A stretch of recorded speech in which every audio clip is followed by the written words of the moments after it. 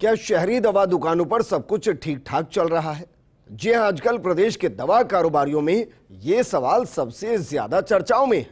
इसके पीछे का कारण है ड्रग आयुक्तालय की छवि सुधारने के लिए शुरू की गई risk based randomised sampling system की खामी, जिसके चलते शहरी क्षेत्र की दवा दुकानें जांच के दायरे से ही बाहर हो गई हैं।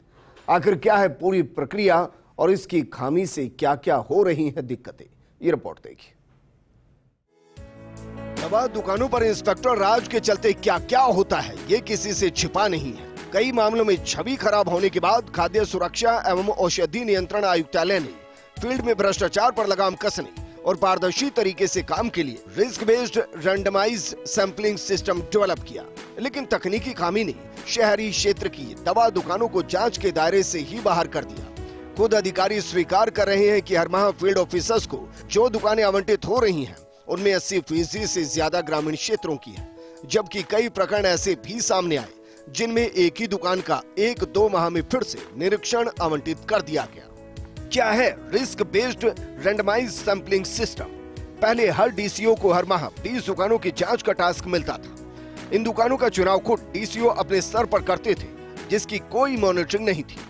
मॉनिटरिंग के अभाव में फील्ड में डीसीओ की मनमानी आम बात थी, लेकिन नई व्यवस्था में डीसीओ के सर्वाधिकार ऑनलाइन सिस्टम ने ले लिए। Risk based randomised sampling system में हर डीसीओ को ऑनलाइन माध्यम से दुकानें आवंटित होती हैं। डीसीओ सिर्फ आवंटित दुकानों पर जाकर ही जांच कर सकते हैं, लेकिन इस पूरी प्रक्रिया में सिस्टम की खामी के चलते 80% ग्रामीण दुकानें ही आवंटित हो रही हैं, जबकि शहरी क्षेत्र की दवा दुकानों पर बड़े स्तर पर कामकाज होता है, जहां मॉनिटरिंग काफी जरूरी है। बात करें रैंडमाइज्ड सैंपलिंग के 1 साल के रिपोर्ट कार्ड की, तो 1 साल में किए गए निरीक्षण 24,122 है।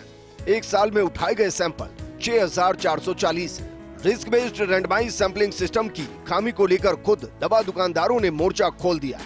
पिछले दिनों ही कुछ ग्रामीण इलाकों के दवा दुकानदार ड्रग आयुक्त शिव प्रसाद नकाते से मिले और फील्ड में चल रही दिक्कतों से अवगत कराया। खुद ड्रग कंट्रोलर अजय फाटक ने भी स्वीकारा कि कंप्यूटराइज सिस्टम से दुकानों की जांच के लिए जो आवंटन होता है, उसमें एकरूपता का अभाव है, जिसके चलते कई दुकानें कुछ समय में ही दूसरी बार जांच के लिए आवंटित हो रही हैं। चूँकि ये पहली बार सिस्टम लागू किया गया है, तो इस दौरान कुछ तरह की हमारे को समस्या भी आ रही है, जिस संबंध में हमने डीआईटी को इंटीमेट किया है कि उसमें सुधार करे, जिसमें कि कई बार ग्रामीण क्षेत्रों की दुकानों के 1 से अधिक निरीक्षण डीसीओ को एलोकेट हो रहे हैं। तो जिस संबंध में हमने डीआईटी को बताया है कि इस संबंध में आवश्यक सुधार करें कि उसमें ब्लॉक्स में एक ही व्यक्ति को बार बार निरीक्षण हेतु नहीं जाना पड़े।